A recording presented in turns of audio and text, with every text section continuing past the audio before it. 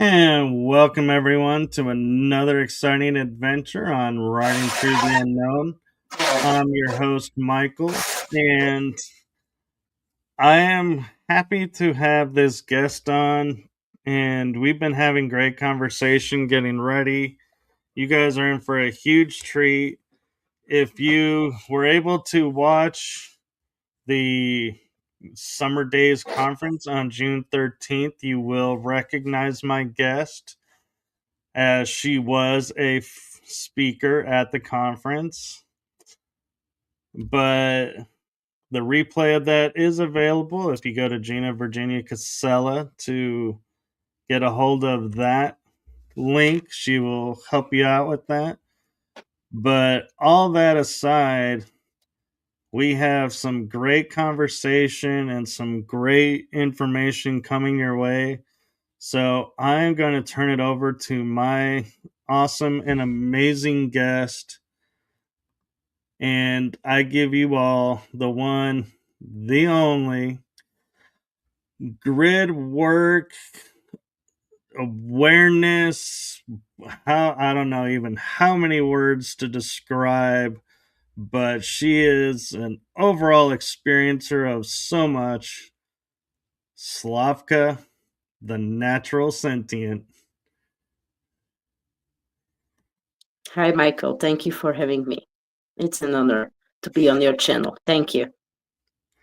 Well, thank you for coming on and agreeing to be a guest. And for those who may be wondering what is a natural sentient and who is Slavka, could you give the audience a little bit of background to both of those? Yeah, so the natural sentient stands for a person. For me, that this name came to me as a download because I'm the natural lover and I love to connect with the nature and with its beings, with its guardians, the guardians of the places and wherever I go. So that's why the natural sentient. So as I mentioned, I do into the grid work where I go outside and I connect with the places where am, and I also help to cleanse space. My my certain way, I also um, um, feel the energy. So I do the stuff related to like healing and energy healing, especially emotional healing, and many other stuff that maybe we can mention. So I'm like, I can say a transmuter as well, because I feel that all my life I'm transmuting the energies. So yeah, like that. And No, I do sometimes readings and whatever, psychic stuff. So yeah. that's amazing. And I feel like it is really needed on this planet right now with where we are. And I have a question for you that I'm not sure if you've ever been asked, because it's kind of something that I've been kind of partly guided to ask, and I kind of want to ask for my own curiosity, and that is doing grid work and healing the grid and accessing the grid. What was your aha moment to learning that you could do this, and what has been the impact on your life since doing this grid work, healing, and accessing it? But I'm also curious, along with the grid, do you consider the ley lines part of that grid? Yeah. Yeah, because they convey the energy. So they are like the veins of the place we are, planet. And yeah, I always felt, that there is where when I came to some place that they like something is going on there, and it strengthened or it got enhanced eventually, and I think last few years I started to feel it more intense. and I had like mini reading with Dr. Amir Jahangiri that I really find amazing healer and guide, shaman, master, and uh, like he brought more clarity into the things for me to understand deeper, like why this grid work and why is it important. And it's just by being and holding the frequency and going to the places, and literally just put the intention, for cleansing and for activating the beings that are actually there and the crystals that are under. So that's being like part of the work as an earth keeper or earth custodian, to go into different places and to simply like connect with them and just to feel if there is something trapped, or just to listen, just be there and feel that energy. No, that's amazing. And were you doing this as a child, or did this come in teenage years or adult life? And what led you to this path? Was there a moment where you sat there and was like, oh, this is what the world needs? I can do this, so I choose to do this. Yeah, as you said, there was some aha moment that came with like with the last awakening, because during the life we have more awakenings, like push for awakening, to wake up. And so this was like the last one was in 2020. And so since that time, I started to be more interested in this stuff. And what I do intuitively, because I listen to my inner wisdom or to my soul where it's guiding me. And it's coming to me simply the places where to go. And I see it's basically to anywhere. Most of the ancient sites, usually, and also like churches, cathedrals, burial places. It's like even castles, different places. And many times I even feel, and not only in the public transport, I feel that there are trapped spirits. I learned eventually what it means, how it feels. I learned to recognize it if there is like trapped spirit that is actually asking for help. And lately, I had a wonderful reading with Dragorit, or it was a consultation to be precisely, and that was even that brought again more deeper understanding, like how it can be done as well. It's not only about releasing, helping, to release that, put that intention, but it's also about offering healing. So it always uh, goes deeper and deeper, and I'm still learning. And I'm not saying I'm not guru in anything. I'm still learning, and I'm just listening my intuition and my inner wisdom. No, that's really good to hear. And I think that's something a lot of people don't realize is, yeah, as much, we could be studying this for 5 years, 1 year, a week, but your awareness comes to you at your own time and your own pace. And the second you feel like you've mastered it all, I feel like is you're no longer needed here. And so you're not going to stay here. And so as long as we're here, keep learning. Well, I feel actually the opposite. Really? That I'm still, yes, I still haven't learned some lessons. So obviously I go through that spiral, and until I actually complete this, I will be here. And yeah, well, it sounds really good to hear.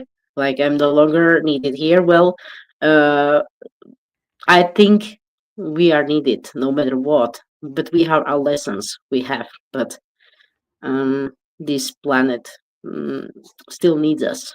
I mean, it would be really great to know that we're not coming back. Yeah, some of us, I know that. Regarding myself, I still don't believe that I'm not coming back in another lifetime, because there is a lot of work in rewriting codes, in recreating the original like energetic lines. Here is a lot of work simply, and I'm I see myself that I'm still learning in that path of learning and healing. So it's a lot of work to be done here. So I don't know, but it sounded really nice. No, I agree. And what I meant by, mastered everything and no longer being needed was I wasn't meaning, okay, we're checking out. It's more like we, mastered everything. I'm now a choice to stay or go. It's, I a new choice of a new calling of am I going to continue being a way shower and stay here and continue, or do I trust what's been laid before me and everything, the legacy of what's there will continue, in which case I move on to the next level or the next part. That's what I was referring to. It wasn't meaning, oh Mhm. yeah, you're done, you're out. No, it's shifting what's going on, because I feel like, you and I, when we were talking before going live, we were like really in sync and everything in kind of our thought patterns and everything. And I don't find that very often where so much is in common and, being gravitated towards someone and not, and, then realizing that. And so I noticed like you have mysticism and you do healing and and I'm wondering if that awareness of yours is what's reaching out to the awareness of mine, and that's why we're like in sync on some things, and other things we're like, that's a good point, I got to think about that. Yeah, I think it's also a soul tribe, a similar or the same blueprint. You know, like the stuff that we came through, that we did. That is inside us. That mm, we like have a lot of things in common. So I call it like soul tribe or soul family. Yes, I agree. And I'm kind of curious what, because in reality, I know this sounds strange, but as we're growing up and we're learning all the things in front of us, what was it that made you sit there and go, you know, all of this that people are saying, which we would call like the norms of society, the mainstream, like the main religions and everything, going, this doesn't resonate with me. This isn't me. I need to go do this. And in which case, you kind of stepped into the mysticism. So, what was it like making that choice, and what impacts do you think that choice had on your life when you made it? That choice is coming from inside, and it's you. It's your authentic self. So when you make that decision, you know, to follow what you feel that is right for you, and to be that outcast, literally, let's put it that way, you are going back to yourself, or closer to yourself, who you really are in your core, in your essence, who you really are. Yeah, because I always felt. like there is something wrong uh, where we live, the system itself, and all of these rules and limitations, and obey this, comply with these restrictions. So yeah, it's in your inside you that you simply want freedom for the spirit, for you, for yourself to do whatever feels good for you. Yeah, so I think that comes from inside, and it's the part of our blueprint, as we always been, who we really are.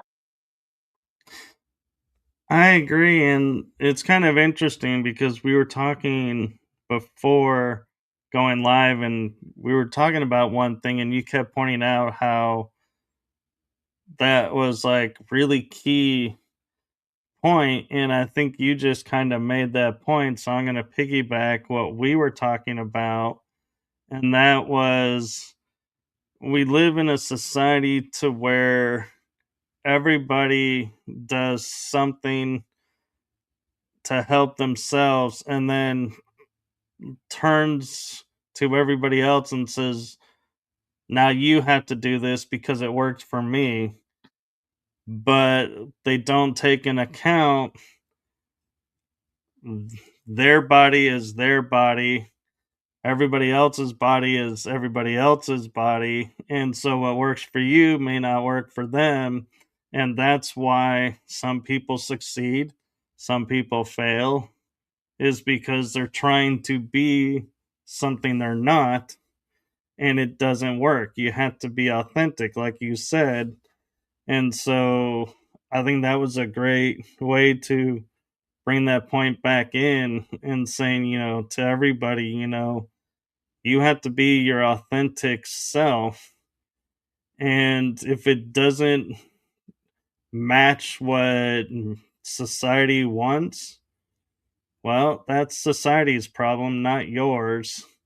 And so, what advice would you have for someone, that's growing up, in today's world where society is bombarding them by saying, you need to be this, you have to be this, you have to do this, and trying to destroy the authentic individual self?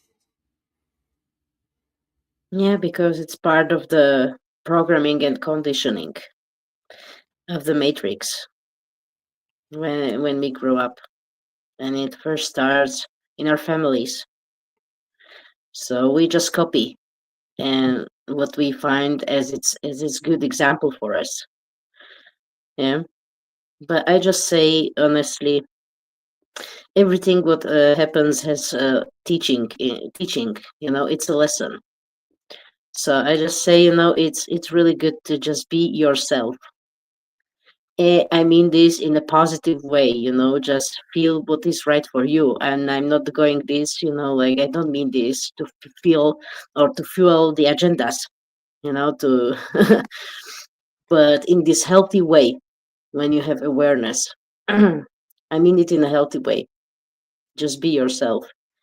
And it's okay. Everyone has the right to express their own opinion on you, but it's mostly about their projection, their internal setting, their inner world.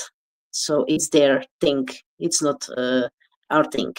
A lot of people just project on us the stuff that actually they're their own. So don't take things personally.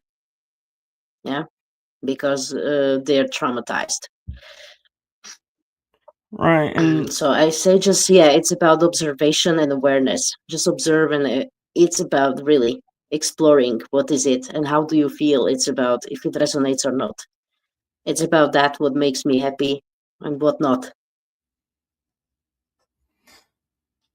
so I'm curious, as you were growing up and, experiencing life and everything, as you're becoming your authentic Slavka self, how, what was going on around you? Were people accepting of you being you, or Did you have, some experiences of like being bullied or being, teased because you were not following the script, so to speak, and the agenda? Yeah, it happened to me that I was yeah, bullied as well and judged, and there was like but it was about judgment. Yeah, the you are not like you're supposed to be, and it was also my parents. They told me many times how they're not satisfied and all of these feelings. Yeah, like yeah, you're not being enough or doing enough. Yeah, but yeah, that was just all these lessons were just for me, and just okay. I I I forgave it. I forgive with love, and it is as it is. Yes, and the reason I kind of went and into that is because I feel like a lot of people look at where we are today and listen to what we're saying and are like, well, that's easy for you to say because you are, you know, you now, but I am, younger and I'm in a different generation. And so I just like to point out that, where we are has come from doing shadow work. We didn't grow up in a world of, oh yes, everybody is so excited that you're doing this and you're so supportive that yes, we did have to overcome challenges to get where we are, and so it wasn't easy. And so people that are looking today and going, well, yeah, that sounds super easy. Well, it is for us now because we've done the work. And so it is easier for us now. And so that's the hope that I was trying to bring out with you for people, that may be struggling through this right now is it's going to get easier. It's going to shift in your favor. Just stick with it and keep being your authentic self and you're going to get there. Don't give up on yourself. Yeah, I mean it takes time. It takes time actually, even to start to look in the mirror and see all the shadows that are there. It So yeah. I agree, and I'm a little bit curious, and I don't know why this question is coming in my head, but it is, so I'm just going to run with it. And that is the Slavka today, looking at the Slavka growing up and going through everything. What would you, if you could go back and talk with that version of yourself, what kind of conversation would you have with yourself?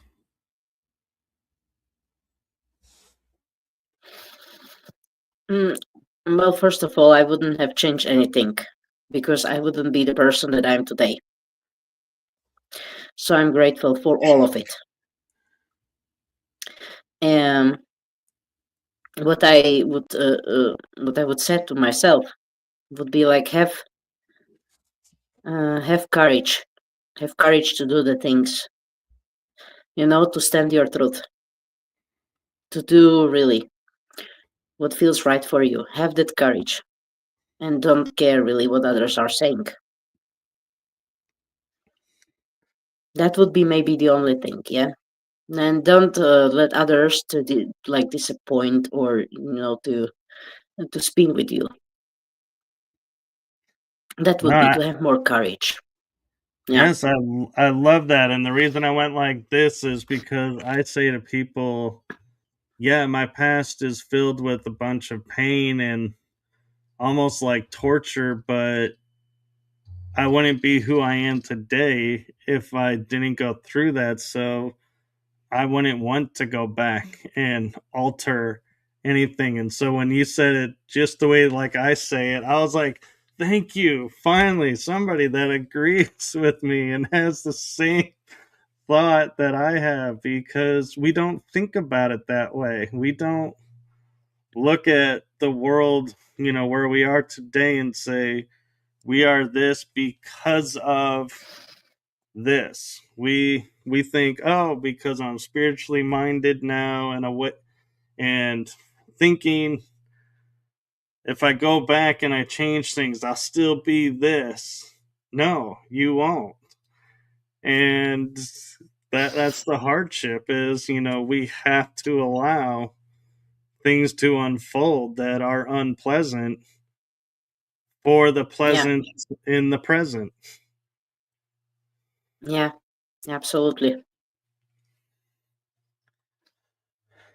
And do you feel that that awareness of not wanting to go back and change things, do you think that is because we have tapped into like the heart centered consciousness and we're like living that in the moment? Or do you feel like that's a different part of our growth and I'm trying to blend things that aren't meant to be blended, so to speak?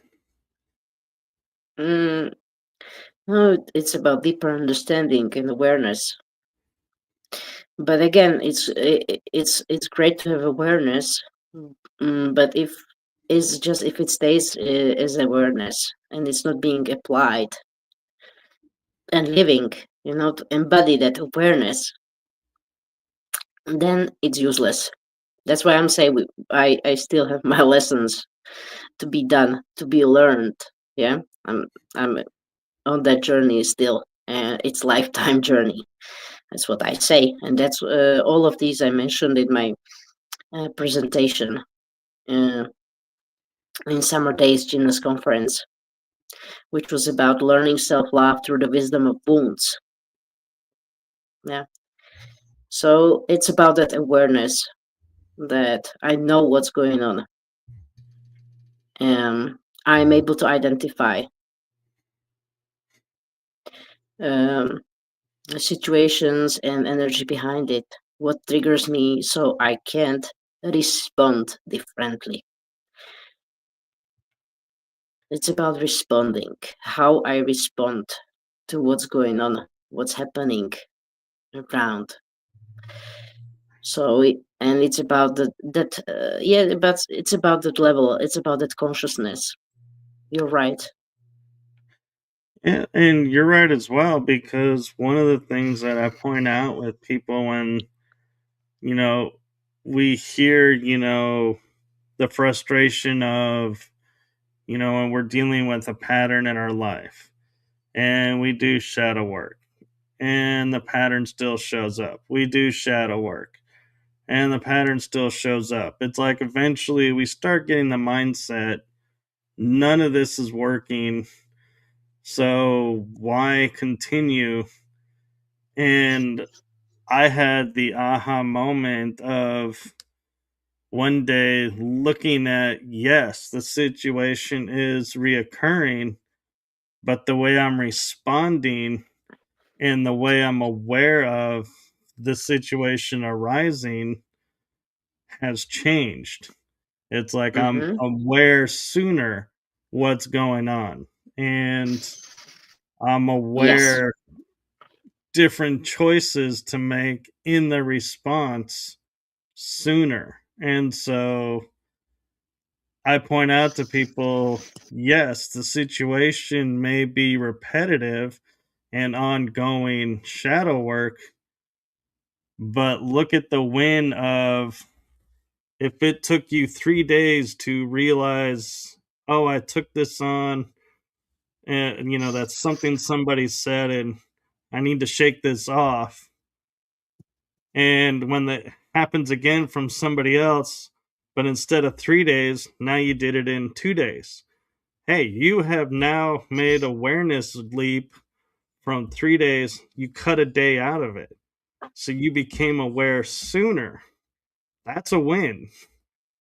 And your Yes, response, can be changed. And so that's what I point out to people is it's not just, changing the situation, it's the response and the awareness around it that's also changing. And so thank you for pointing that out and bringing that up because I think a lot of people don't look at that.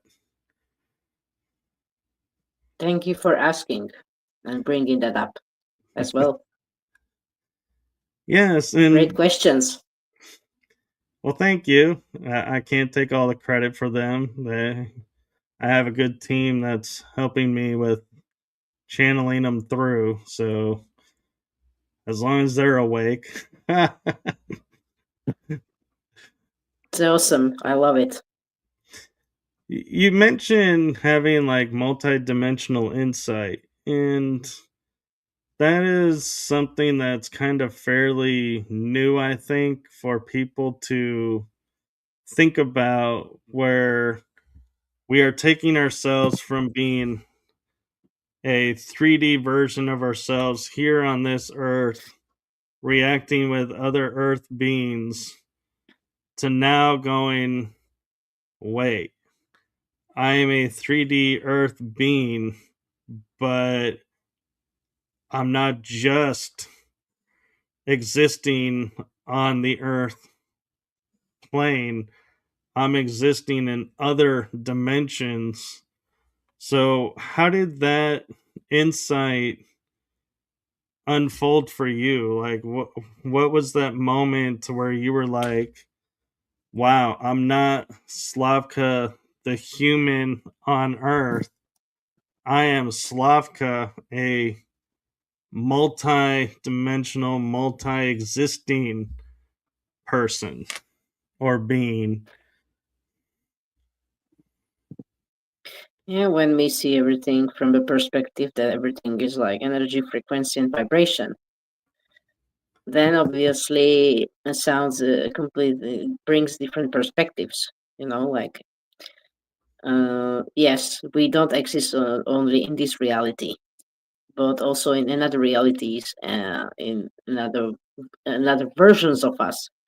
So it's not only soul, but oversoul and stuff like that. So I think this is a really great topic to explore. And yeah, uh, why to limit yourself when it comes on this? When you connect with quantum, that's what I say. So yes, we are multidimensional beings in a human bodies. Yeah, Whatever, we are very powerful. Realize that. we Yeah. are, and I'm curious when you first like looked at like the quantum level and seeing yourself and the infinite, Slavka, energy that's out there.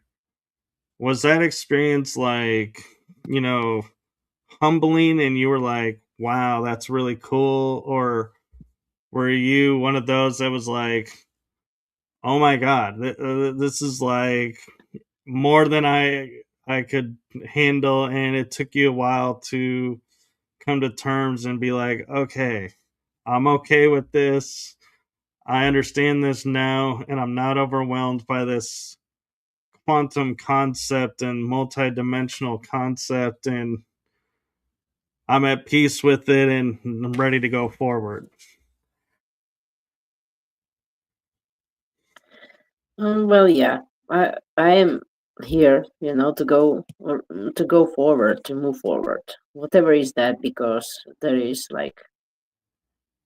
the purpose, there is a mission, there is like some higher aim that is in play, which exists only this human 3D stuff. And honestly, yes, I will be very honest. So since I came here, I didn't feel like it's comfortable here. Not because of being in human body, but because of the environment, the system itself. So, um, of course, I knew that there is something more. I knew that there is a lot of things. There are, certain superpowers and gifts that we have. And eventually, okay, um, I'm still on that way, to anchor myself and not to try to escape away, like out of this reality, just because of that. So yeah, there are levels of perception, and there's layers and layers of understanding. So I'm not saying anything is good. I try to keep my neutrality. However, it's not easy because, as I see, there's a lot of injustice happening and a lot of breaching of free will, and a lot of these experiments that are going on, which this is all what is going on here on Earth, and so it went out of control. So this is like a lab here, experimental lab. So it's yes, it takes some time to get in peace with everything and not to be in rage. Yeah, so it's like a inner battle where one part of you is that healer and wise master, and another is that fighter warrior, that outcast, that is really like, oh, I don't like this. So this was part, and this is still part of me. Yeah, sort of like being in between the worlds. Yeah, like now we are in this transition point. Yeah, in between two worlds, like all is crumbling like down, and you see what's going on, and the new is still okay. We energetically okay, but there's still like to be built a lot of stuff and to be created. So like being in between in this inner conflict, like how to respond, if to respond with peace and love and to share love, or to respond like, oh yeah, and with anger and shoot the arrow and start fighting. No, you're absolutely right, and I totally agree. And you raised a good point of, a lot of people are preaching free will, but I notice sitting back and like watching that everyone that's, and when I say everyone, I mean everyone that I have personally seen or experienced that's preaching free will has no actual concept of free will, because their version of free will is conditionally based on you doing what they project out and say, this is how you get free will. This is what you have to do. Yeah, And that all sounds nice and great to have a guidebook, but that goes back to what we said earlier, that which works for one does not work for all. So there is no guidebook to free will, because like Slavka, can say, yes, the warrior, doesn't act out of love, that acts out of anger. And I'm like, huh, my warrior acts out of love. Hey, we're not in agreement, so therefore I guess one of us is wrong, because free will, is dependent on this or this, where instead the true reality is the free will is to go, yes, our warrior can act out of not being in love or in out of love. It can do both. And we can do both at all times. it all depends on where we are and how we're feeling and responding. That's our free will, not this idea that everyone is putting out there of going, oh, you have to be this, you have to be that, and this is what they're taking from you. This is how you're losing your free will. No, your free will is being lost because you're giving your power to the person that's preaching what you want to hear and not listening to yourself. Would you agree with that? Yes. And so, what advice would you have for people who are trying to embrace, and live at free will, and not get caught up in the story and get caught up in giving their power away without realizing that's what they're doing?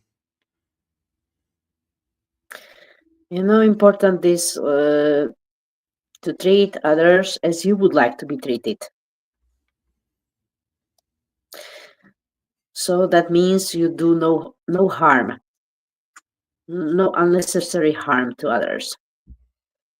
And for this, I believe is needed some higher level of consciousness or deeper understanding. Because the number one that we get to work out or to improve is communication and relationship. First of all, relationship with self, how I see myself, and then how I see others. So it's all about relationships, and we are learning about ourselves through the relationships. There are a lot of issues with communication. We even don't know how to approach others, how to find someone, your partner. You don't know how to start conversation. So there are some certain issues, just with basic communication. Yeah. And so the relationships between people, that's, I think, to be more compassionate or to have more empathy. But first of all, it's with self, because everything is a projection around me. This is a mirror world. So we were just our other versions. You are my other version. So that's what I see. I mean, I just say that one thing: treat others as you would like to be treated. Yes, I love that. And talking about relationships, I always find it interesting when I, through experience, have witnessed like there's like three types of relationships. There's the one where they're both in alignment and they're both seeking the same thing, so they're both helping each other grow, and there's that type of relationship. Then there's the, well, this person is growing while this person's staying stagnant and just says, you go do what you want to do, you go do your thing, I'm okay being here. And then there's the other type of relationship where they're like, oh, I'm trying, to grow because now I realize this is not working. And the other partner is like, I don't understand why it's not working now for you. It's been working for all these years. And we have a family. And they're like, yes, for the sake of the kids, we're going to, be miserable and we'll just wait until they grow up to a certain age and then we'll live our happier lives. And I know in my heart, all three of those are okay and are good in their, because it's what they are looking at and they're not mine to try and quote fix.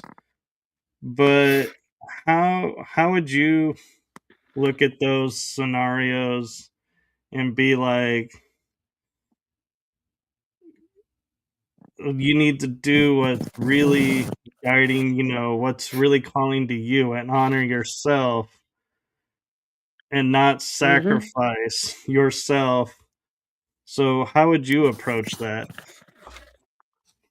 Well, mm, I agree what you said because eventually um, it will escalate. Eventually, there will be issues more and more. And because if someone is doing the work, the inner work and healing, and other one is not, then you will start to feel that you know that you're going far away from each other, and eventually it will come that day, yeah, that you will choose yourself over the other one, and you stop self sabotaging. I know it's not easy when you have family with kids. It's not easy at all, and especially when there are challenges, you know, with finances and how to feed and how to make living. So I know this is not really easy situation, but I'm just saying that's why it's going what is going on these last years. There's a lot of people are losing the ground, like there's a lot of separation going on, and just people split up, divorces or whatever because of this. There's just simply so much that frequency gap between people. You know, when you feel that, it's like you can keep going like this, but it has a lot of emotional pain and suffering in it, which I understand. Yeah, for the sake of the kids, for the sake of whatever, to keep the family together. I know this is like really a mission. So I just witness a lot of changes, in relationships, and whether they are married or not, the people, split and just simply, you know, it this comes like naturally, this uncomfortable truth is coming out under the carpet. There are no more stuff to hide under the carpet because it's coming out.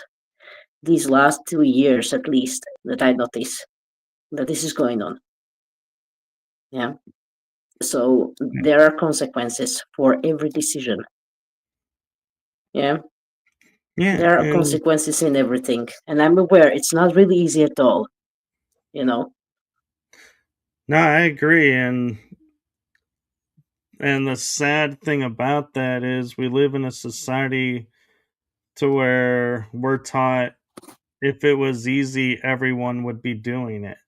And so it's like we are trained Yeah. to tell ourselves if we make it more complicated and harder for ourselves, it's more rewarding. And that's a program that is not necessarily true in all aspects of our lives, but that's, part of the simulation that we're in. And so unfortunately, it's like it seems like we're in a world simulation of every time we feel like, yes, I've reached that golden ring, so to speak, and I've mastered this concept and this idea.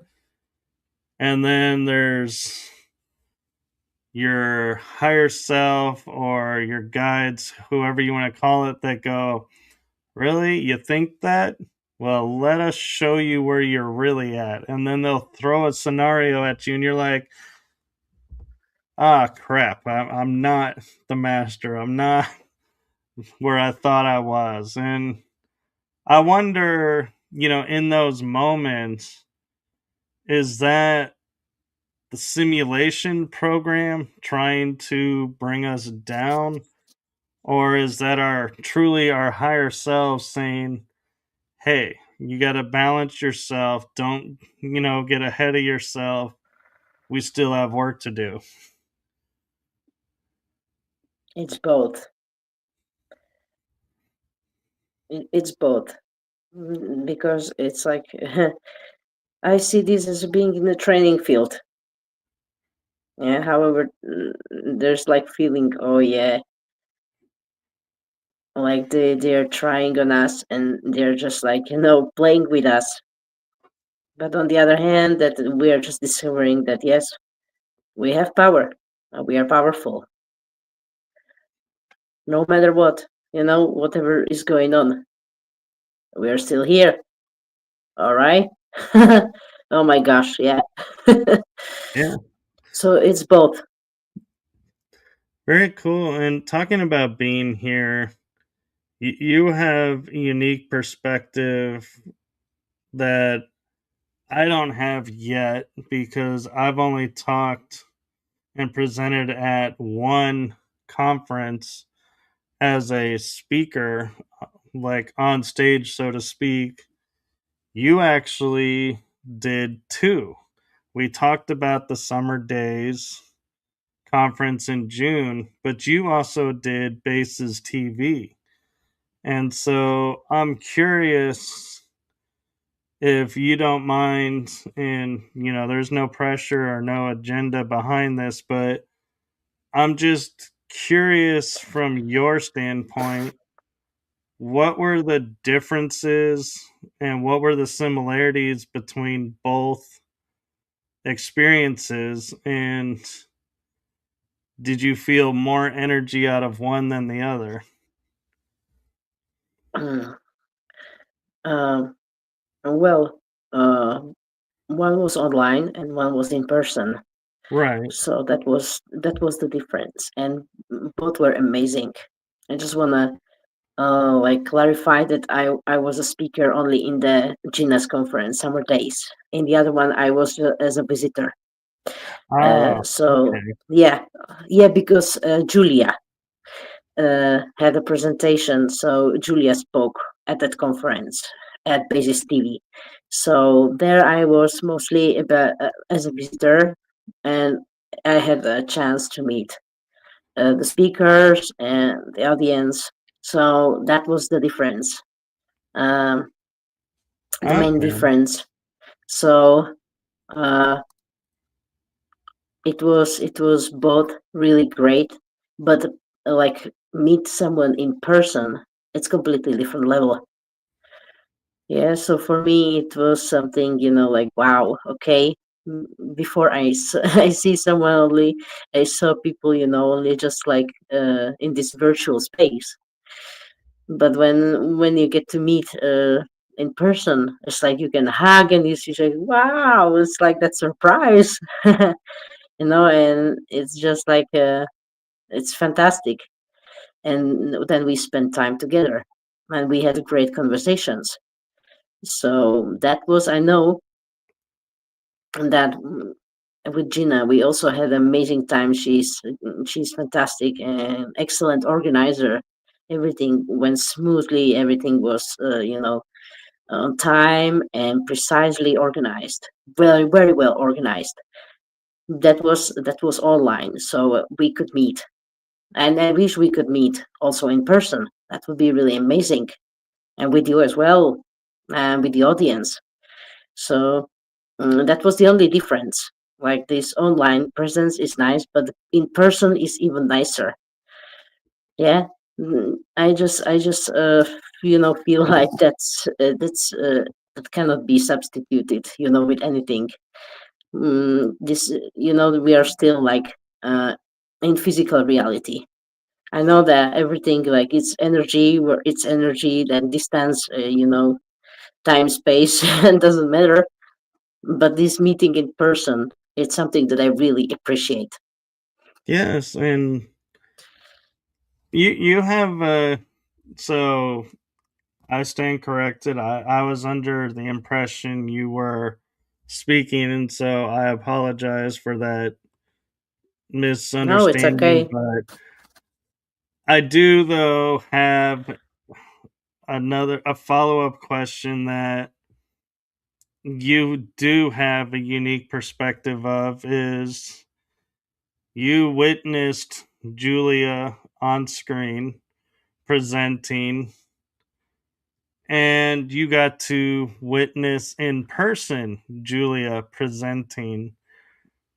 And so I'm curious your thoughts between both, because I understand it was the same presentation, but one was a little bit more in depth because there was more time. And so I'm curious your perspectives of both the online Julia versus the in person Julia on stage presenting. Yeah, I mean, I did a live stream. It's on my Facebook page. So yes, I recorded that Julia's speech, which was really insightful, and it really brought a lot of healing. That was actually healing for her first of all, but also for the others. And it's, I mean, that level of awareness is incredible, and that effort that she put into that. So, and that was felt from that entire presentation, and she presented it with big confidence. So she's a great moderator. You know, when she was moderating the conference, and that was like, wow. I felt, yeah, this is like perfect person, you know, for moderating it, and just for introducing, you know, each guest in, you know, in between, and it just went amazing. No, it was like really great to see her. You know, normally you just see only the top half, but then, you know, it's like then you see like the entire like personality. So it's like just wow, okay, it's awesome. No, that's really cool, and I'm sure she'll appreciate hearing that. And I'm also curious, though, on a deeper level of, we talked about, when she was presenting online with Gina, how the energy and everything that she was putting into it, and the energy she was feeling, and everything versus her presenting it in person. Did the energy behind the presentation, did it feel different, or was it really the same energy both behind her story and everything? Yeah, it was very authentic, and powerful, because it was like when you speak from about yourself, like you are completely like the emperor is naked in that style, because you really reveal a lot about yourself and about your other versions, and that is very emotional. So it was very powerful energy in both. Yeah, and so would you say if another person that puts on conferences, let's say, saw your presentation with Gina and was like, reached out and was like, Slavka, we're putting on this conference. Would you, want to be a speaker? Do you feel that,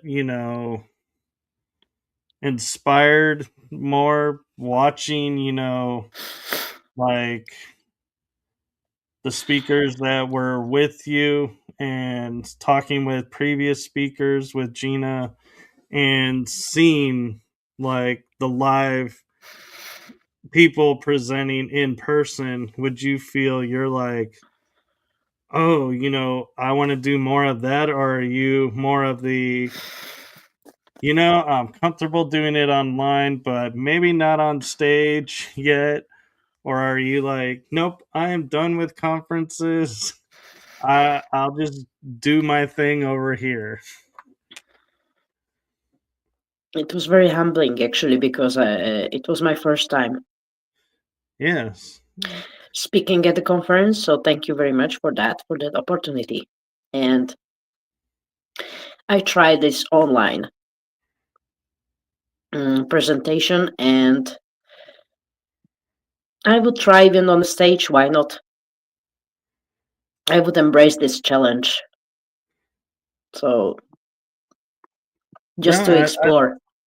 yeah, and I think that's beautiful. And I wonder if you would have been in agreement that that's a testament to Gina, because she was my first on screen presentation, speaking, on conference. And then I came in and helped moderate your first and kind of helped in the background as much as I could. And I'm going to be speaking at a conference in August with a friend of mine. And so I'm wondering, would you be in agreement of saying that's a testament to kind of nodding our hat to saying thank you, Gina, for providing us our first opportunity, and look at not, what you helped launch us into. Here we go. Well, absolutely. That really, I love that she asked you actually, and she considered, that she invited you to be a speaker. So yeah, congratulations. Yes, thank you. And Because you have a lot to share.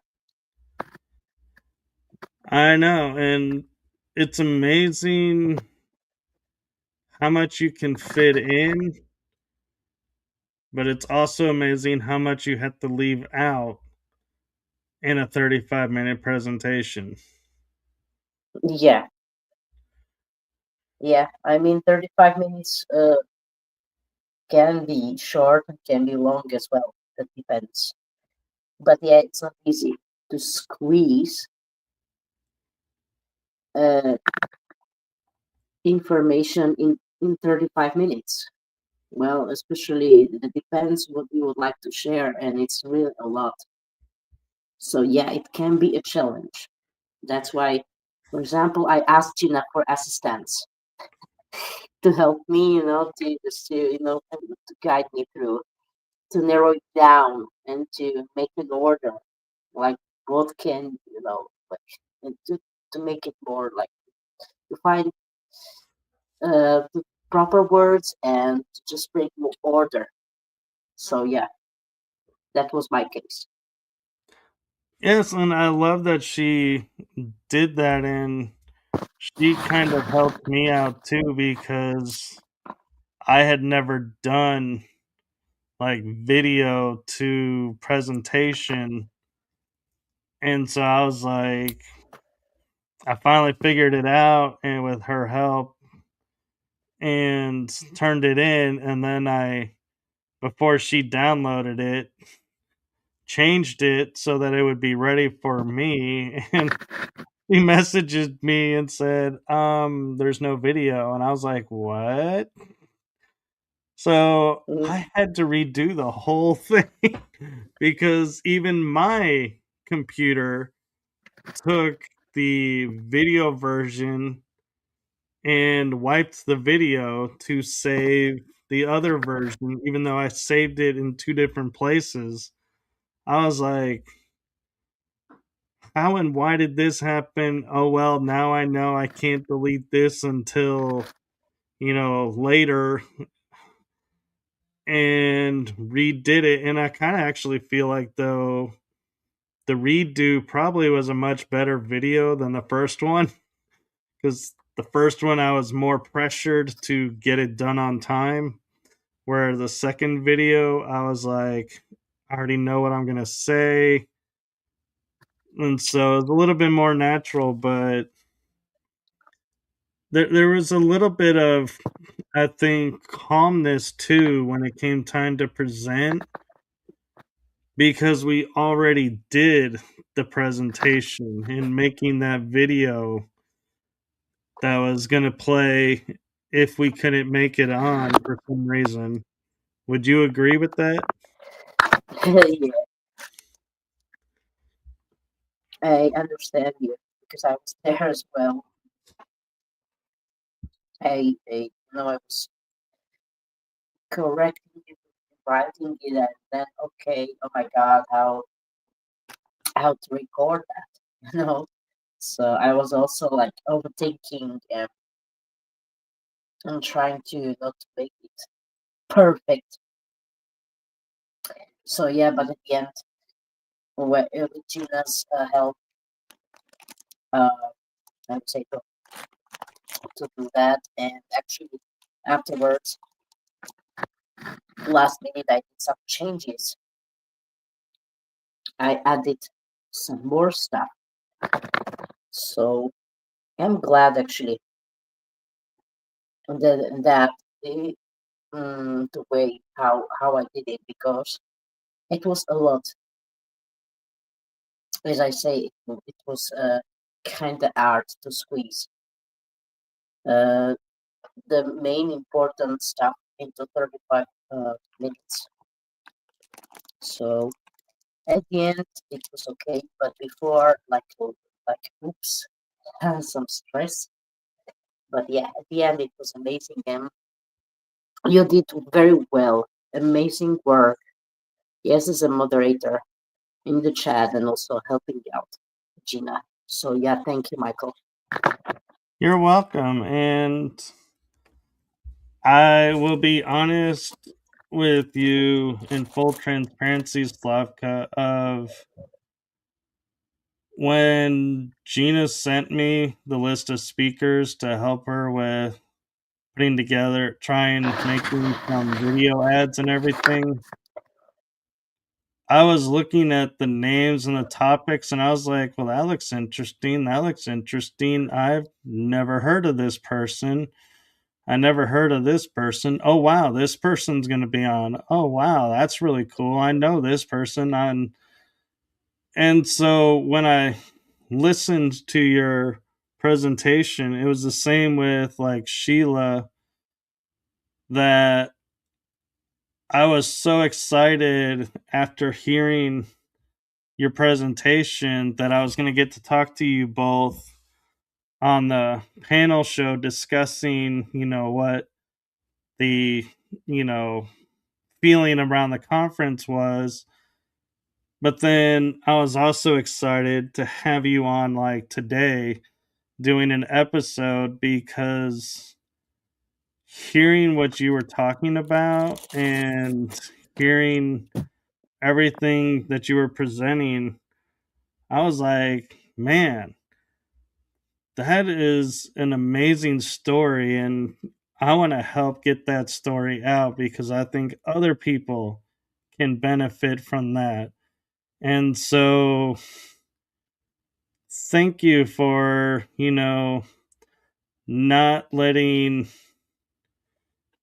fear or self doubt take, you know, over for you, and that you actually delivered the presentation, you and just know you did so well. You got my attention and here you are on my show. And so I highly doubt though your, goal for the presentation was to go, I want to be on, a podcast show, let's do this so I can do that.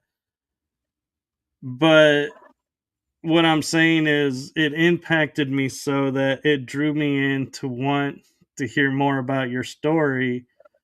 And so if it did that for me, I'm willing to bet there are others that are going to watch your presentation and you'll probably have more invites to podcasts, or they'll watch this episode and be like, "Ooh, I want to talk to that person." And so don't be surprised if you start getting invitations to shows. Thank you very much, Michael. The same I say to you. I honor you and I honor your journey. You speak with great wisdom.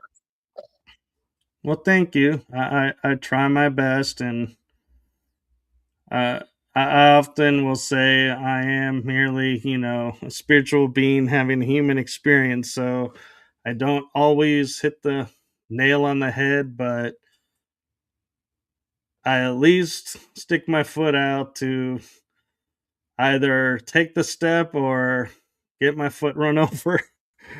depending on how the situation goes. But hey, on the bright side, though, even if my foot gets run over, I'm still a step closer to my goal than I was if I just stood there and didn't do anything.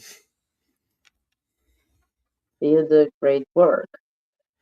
Yes. Um, and you just do what is natural to you, what is natural to your soul. Yes, I try to follow my instincts and my guidance from above with who I bring on shows and what information comes forward, and sometimes everybody's in alignment with it and we all are like, this was so cool, so great. I'm like, yes, I totally agree. And sometimes it doesn't hit the mark and I just simply say to people, well, I'm sorry that one didn't hit, with you like others did. So please enjoy the other ones. Or if are like, this just totally put me off, then I'm like, well, go and enjoy other, speakers because I'm not the only one.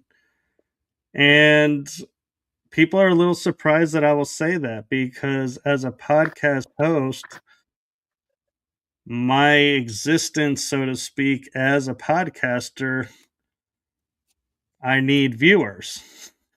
And so if I'm Yes, telling viewers to leave, if they all leave, I don't have an audience. And so they're like, are you sure that's a wise thing to say? And I'm like, yeah, it's because the viewers that stay and watch or, view the episodes, whether it's live or on replay, are the ones that are meant to see it.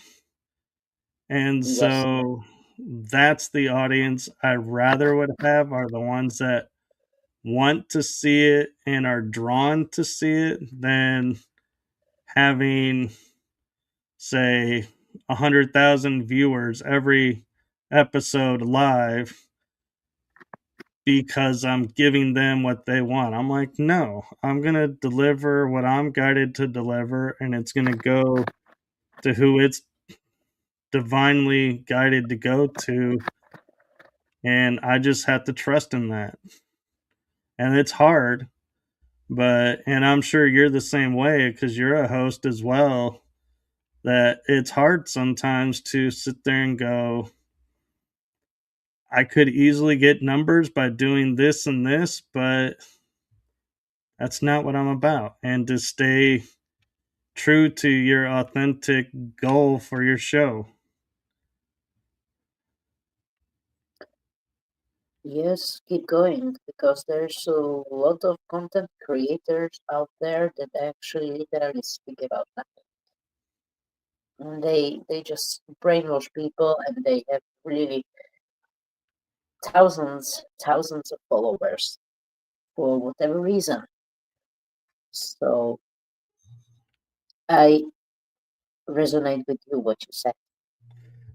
Yes, That and yeah, I'm grateful for my audience, and I'm great, and I do my best to acknowledge the viewers every chance that I get, and I encourage people, if you watch this show and you see me in public, feel free to say hello and, you know, share with me your thoughts on, what you're thinking because I'm not one of those kind of hosts that's like, I don't want public approaching me and I don't want all the attention. It's like, I'm not doing it for attention, but as much as I acknowledge you, it's nice to be acknowledged back.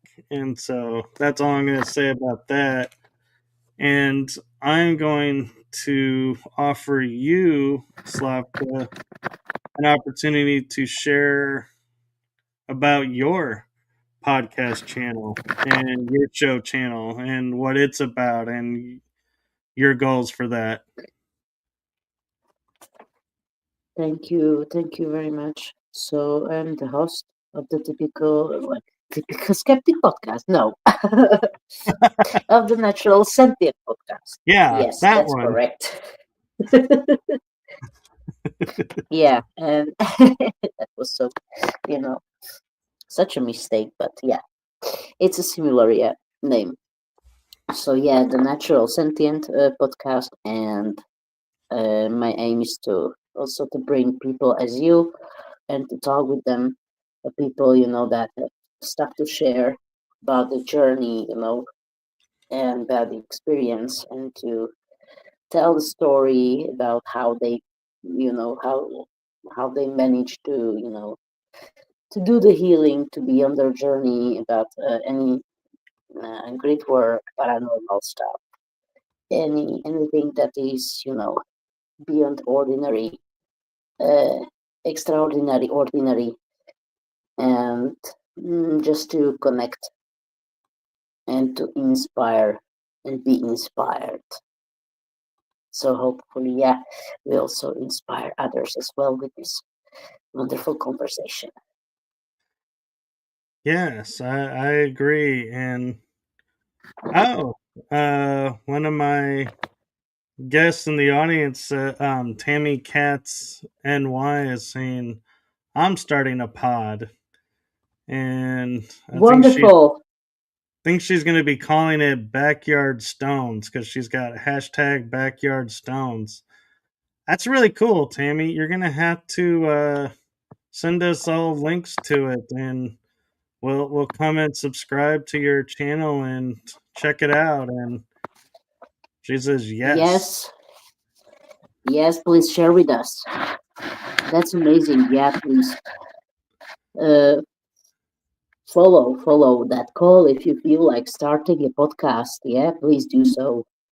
Yes, and if when you're getting started, if you feel like you need a guest or you need help getting started, feel free to reach out to us that have shows and that you resonate with. And like, I know I would be happy to help if I can in any way.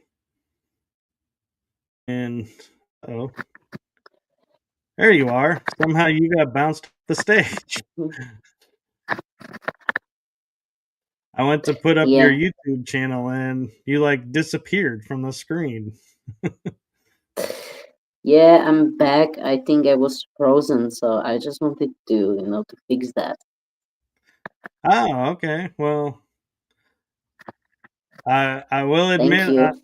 I thought you put your screen in avatar mode, and I was like, it's really cool that your avatar mode is like the same outfit that you're wearing, so nobody knows if you're really there or not. But Tammy's Yeah, saying I'm she's here. nervous.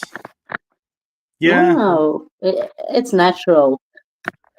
yeah. I think I can speak for Slavka and I. We both get nervous before shows too. So Oh yeah. don't worry about that. And she says, oh, yes, I'd love to have y'all as a guest.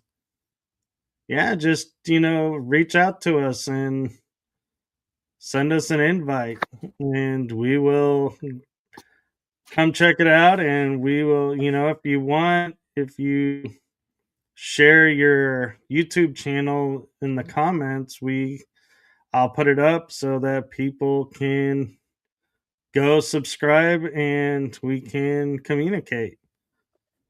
Um, Yeah. Slavka, I know, can be found. Both of us are on Facebook. So, Tammy, I'm not sure if you're on Facebook. So, if you are, you can find us on Facebook and message us there.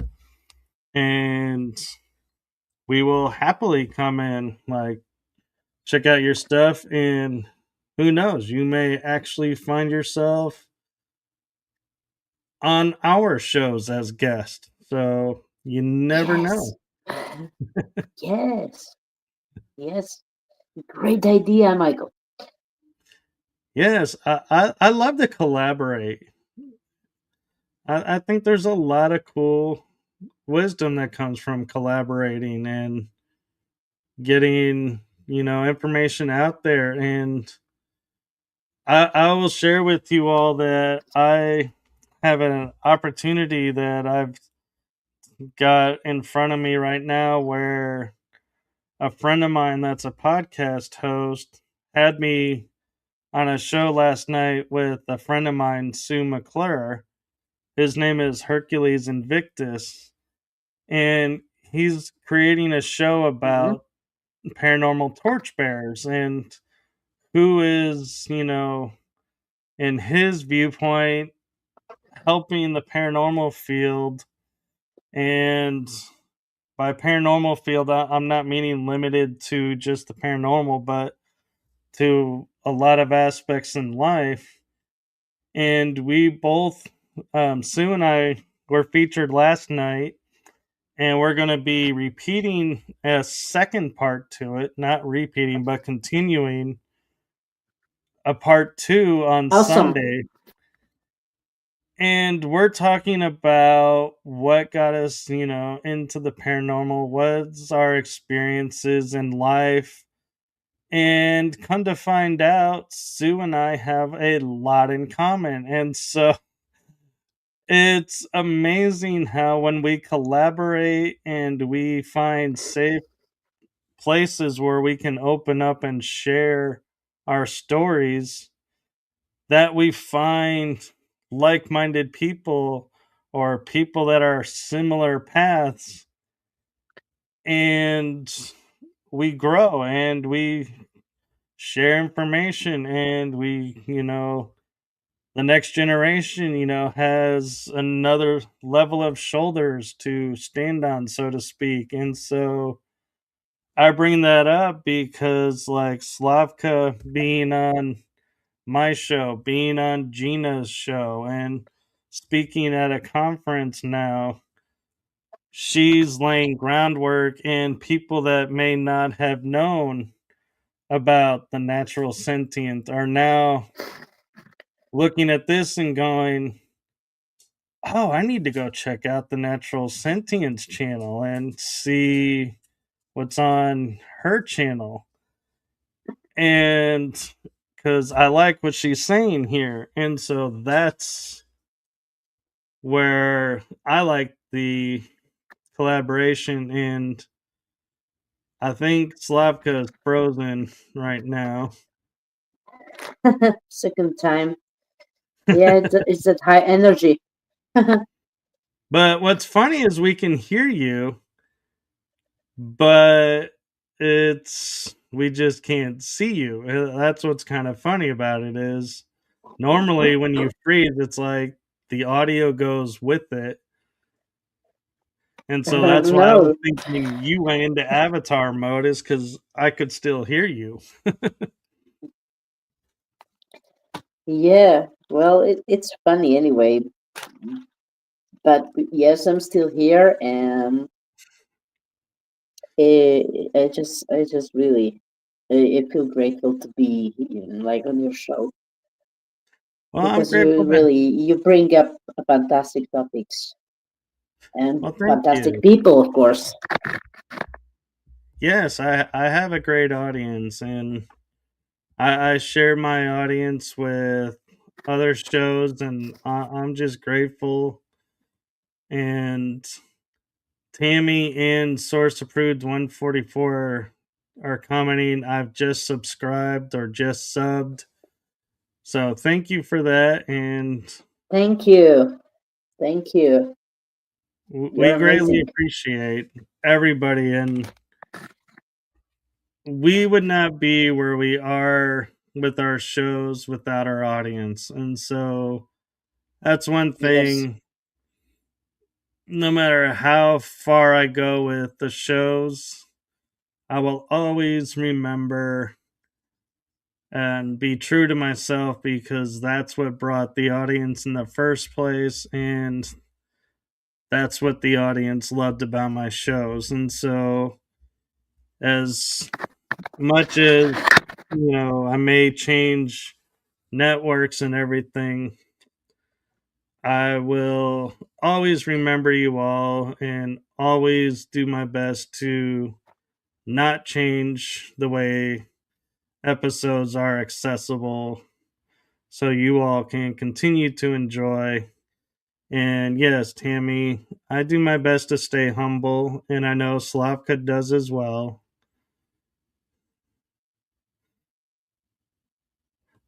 Yeah, I mean, humbleness, it's something, yeah, also part of self mastery. But yeah, keep going, Michael. Keep going, and just, it's awesome.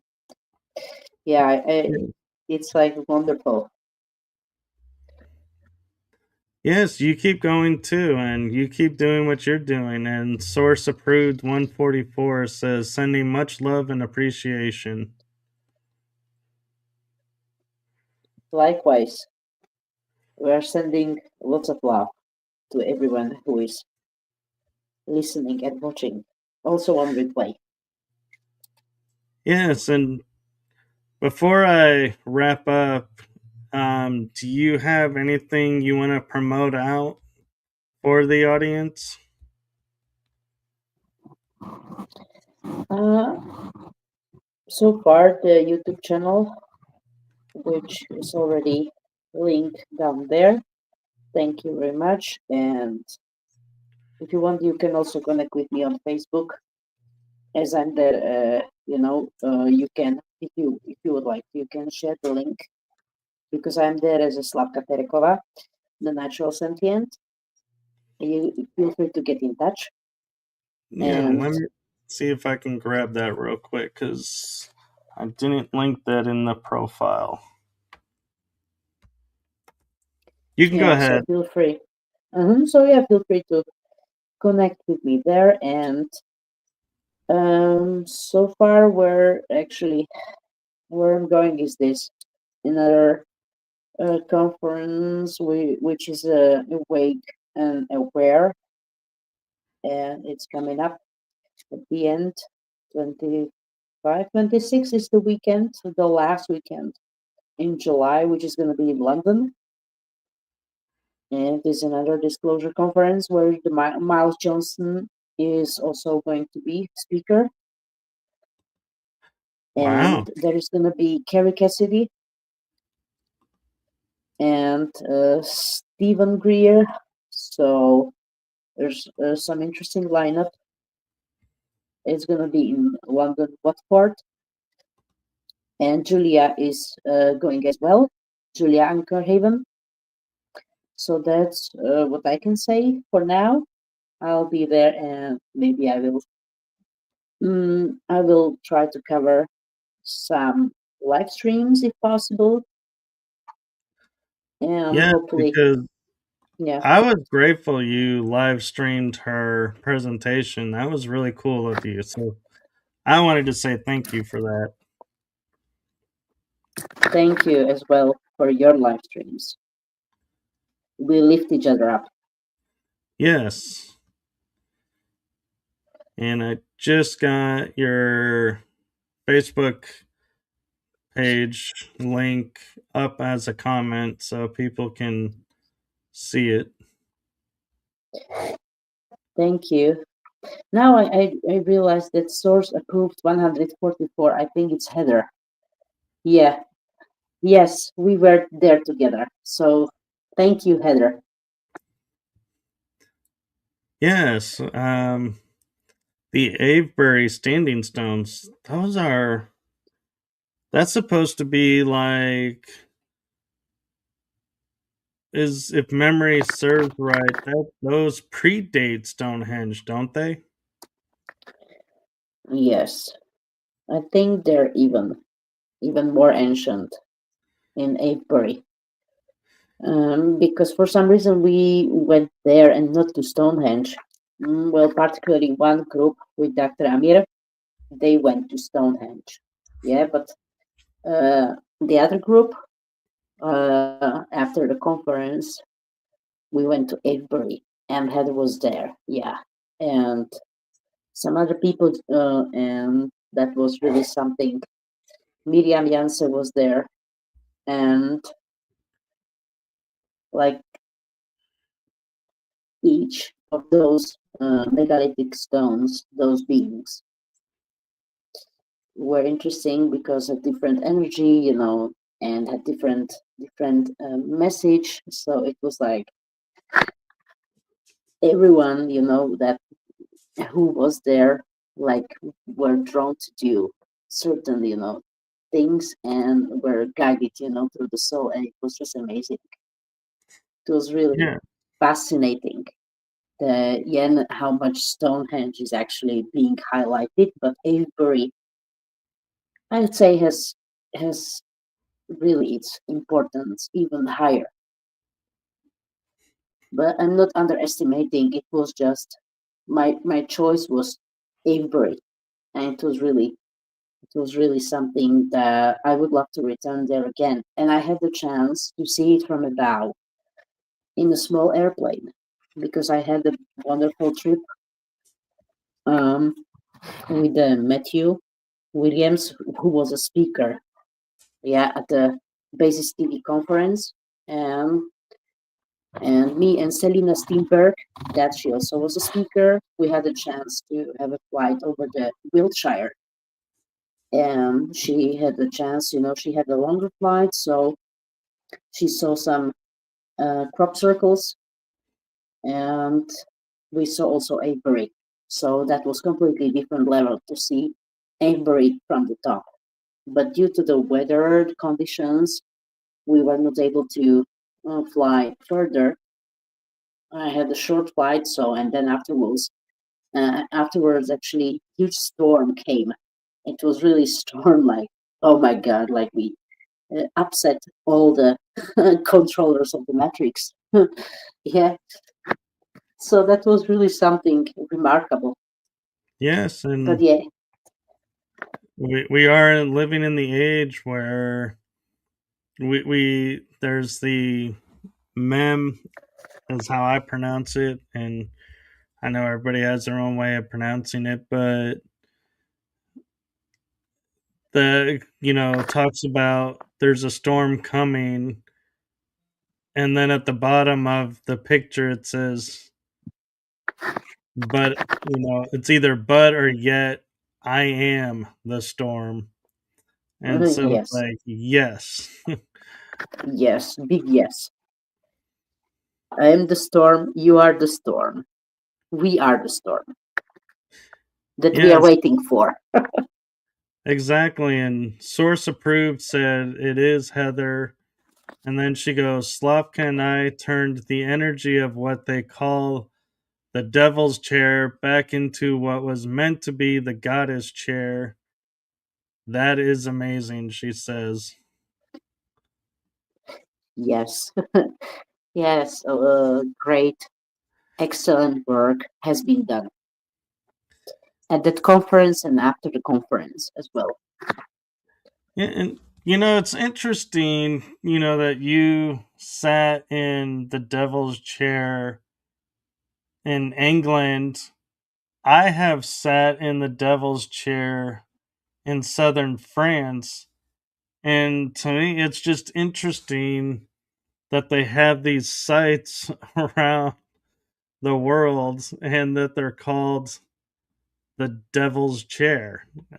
To Mm-hmm. me, that sounds so interesting that that's the verbiage that they give to it and that there's more than one.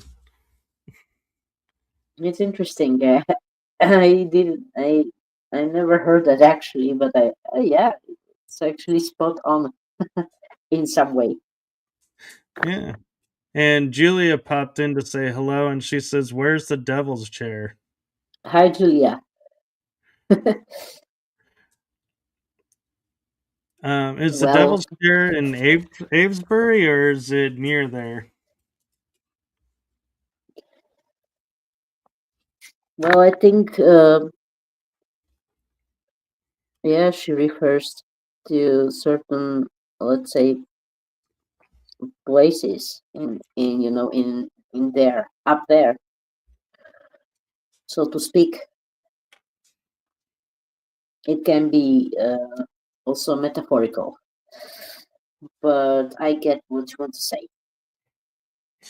Yes, I think she's trying to figure out where the one you went to was so she could go check it out.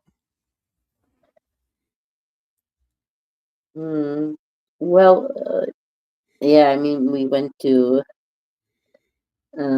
some mission with Miles, and it was after the conference because we stayed a few days more, and we were like group, like a bunch of people, Yeah, and yeah, he took us to the field, and I just mentioned that yes, it was something that I could witness the place with you know where are the things going on with some paranormal activity, extraterrestrial. It was in the field, and there I felt the energy shield, as you enter the bubble, but I felt how we were leaving the bubble because energy shifted completely. So I felt that energy shift leaving from that place. that's beautiful. So yes, um, and more symbology, like when the tree is pointing somewhere or statue, as in the movie Angels and Demons, Yes, where they use the symbology when they are building up the places, so they pointing certain directions, like okay, something is there, so follow the path, follow the sign. It was really something, that I wow, and I felt like there is something I felt like exploring and feeling that on myself, and I knew that it's right. I trust what I feel. yes, and Anchor Haven, um, or Julia commented that you and shared again that you're coming to the Awake and Aware conference soon. And Heather said probably was originally was the goddess chair in France. The devil's chair in Avebury is the stone you sat in on that huge Okay, stone. okay. So that was actually, yeah, those two huge stones were portals. Those were like guardians. Yes, one of them had a place to sit in, like it was really literally chair in that stone. So yeah, thank you for clarifying, for clarification, Heather. Now I understand. Yeah, I didn't know that it's that this is the name of it, but yeah, I enjoyed it. Oh yeah. Yeah. She says it'll make more sense when I send you the photo and you can check it out. Oh, so there's Okay, photographic perfect. proof that Slavka sat in the devil's chair. Yes, yes, there is a proof. It was actually a few minutes before I had to go and leave to the airport. So yeah, it was just for a few hours in Avebury, mm, but it was really powerful. And there's like that place has a lot into that because when you're there, as anywhere else, you feel guided to do to go to a specific stone or specific place and just connect or do meditation or whatever. Just sit and close the eyes and just be.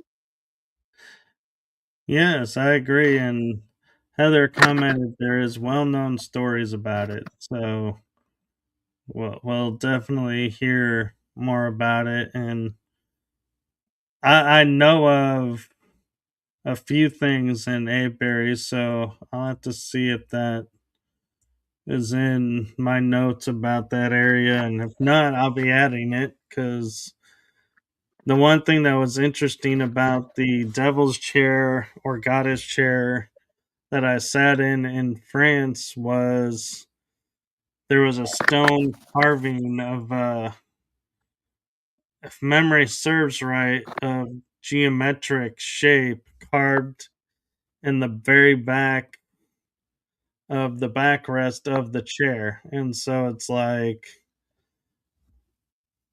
you would have to get up and walk around the chair to see it on the back, in other words. And so that was kind of interesting that there was that on the carved into it. And Heather says they've done many rituals on it. Yeah. And Jay Skyrunner said to say hello, Slavka. Hi, Jay. Great to see you. Yeah, most likely. They did some rituals on that. Yes. Well, we are actually, I just looked at the time and I'm like, wow, we're at like an hour and 42 minutes. Yeah, well, if you would like to, we can actually uh, finish because I don't know, like, this is we could go on and on. Yes, I know. I'm enjoying it. And I'm like, I know you have things you got to do too. And so I try to be respectful of that. And so we can always do another episode. And Yes, so, if you would like to, yes. oh, you know I would, Slavka. Yeah, same It's here. funny you ask if you want me to. It's like, really? You know the answer. Of course. So yeah, it's been really great talk with you. It has. And I, with your screen being frozen, I don't know, can you still see me or are you only hearing me? Yeah, I can see you. Oh, hey, Yes, look at and that. you. Now Yeah, we can see you too. yeah. For some reason, I got frozen. So yeah, but I Well, see you. yeah, the reason I ask is because I was going to do my goodbye and sign out, but that's a message to you as the guest. But I didn't want to do it unless you could see it because it's kind of a visual and auditory. And so I didn't want you being like, what's he doing? So, what I do, the message that I like to leave my guests with is from my heart and the heart of my shows to you. Thank you for what you're doing for humanity. Thank you for being your authentic self. Think what you're doing is being seen, felt, heard, and is appreciated more than you know. And I'm going to throw this in just because of some of what we were talking about. Thank you for being your true self and having the courage to stand up against all odds and say to the world, I am Slavka. Hear me roar. This is me. So thank you for that. Thank you, Michael. Thank you very much. I honor you for your authenticity, for being who you are. I honor your journey Thank you. I from honor my your heart to journey. your heart. Thank you. I honor your journey as well. And we honor Tammy's journey as she's an up and coming podcaster. And so, with that, I'm going to say, have a wonderful rest of the day, everyone. Have a wonderful week. And we will see you all next week for shows. And Heather says, thank you for your service. And Terry Thank you. says, Thank you, everyone. oh, thank you, Terry. Yes, I love and appreciate everybody, and I respect everyone. And so, thank you. That means a lot, Terry. And so, everyone, enjoy your weekend. Get plenty of rest because we have more shows coming, and I'm what is the frequency and when can people catch the natural sentient? Do you have a specific night and time that you do episodes, or do you got to subscribe to figure out when you're going to be on? Yeah, but it's usually like afternoon or evening your time, the US time, because I'm in Europe, so it's usually evenings, like Julia, but she's also doing it early mornings. Uh, so I do like late evenings, just timing like now, usually, Okay.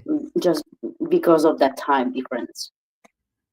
Right. And that's why I do some episodes earlier than others, is out of respect to my guests that are in Europe or Australia, or other parts of the world, that I'm not going to make you get up in the wee hours of the morning to do an episode if I'm not willing to be early to do an episode with you. So, mutual respect on the time zones. And so, with that, we are going to say good night, blessed day, love to you all, and many blessings. And we bid you all adieu. Thank Bye you. bye. Have a good night. Thank Much you. love. You too. Bye. Bye bye. Thank you for having me.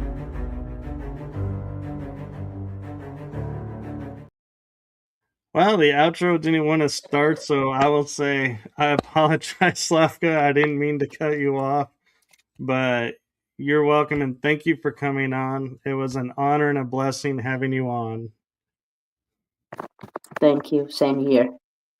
Much love. Much love, and now we'll see if the outro will work. Maybe it didn't because we needed to have that. Here we go.